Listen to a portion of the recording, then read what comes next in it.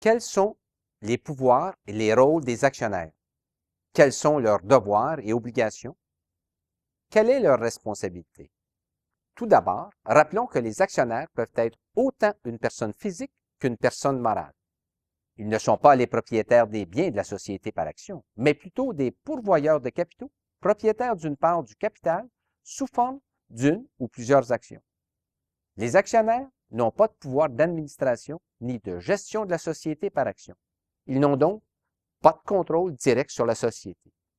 C'est uniquement grâce à une convention unanime des actionnaires qu'ils pourraient avoir un pouvoir d'intervention, mais c'est un cas d'exception et un choix d'entreprise. Les actionnaires détiennent le pouvoir d'élire les administrateurs et de les révoquer. Ils sont en droit d'être informés annuellement sur l'administration de la société et peuvent même exercer certains recours dans le cas de comportements abusifs, frauduleux ou injustes de la part des administrateurs. En acquérant leurs actions, les actionnaires acceptent implicitement les obligations contractuelles envers la société et s'engagent à respecter celles énoncées dans les lois corporatives. Les actionnaires ne sont pas responsables des actes de la société, leur responsabilité étant limitée au montant qu'ils investissent dans la société. Les actionnaires d'une même catégorie d'actions ont tous les mêmes droits. Ils ont le droit de participer aux décisions importantes et le droit à l'information pertinente.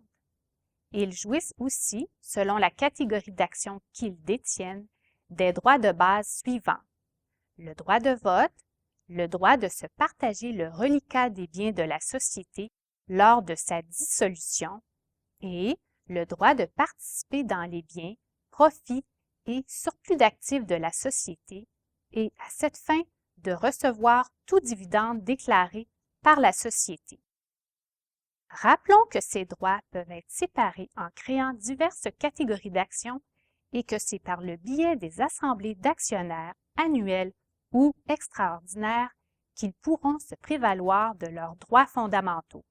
Lors de la tenue obligatoire de l'assemblée annuelle des actionnaires qui doivent être convoquées par les administrateurs, les actionnaires élisent les administrateurs pour la prochaine année, reçoivent le rapport du conseil d'administration ainsi que celui du vérificateur ou de l'expert comptable pour l'année écoulée et abordent toutes les questions présentes à l'ordre du jour.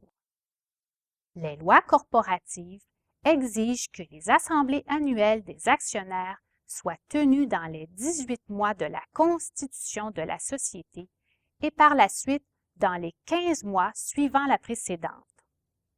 Au fédéral, l'Assemblée doit de plus être tenue dans les 6 mois suivant la fin de l'exercice financier. Une dissolution judiciaire de la société pourrait même être demandée pour une société ayant fait défaut de tenir une assemblée annuelle pendant 2 années consécutives.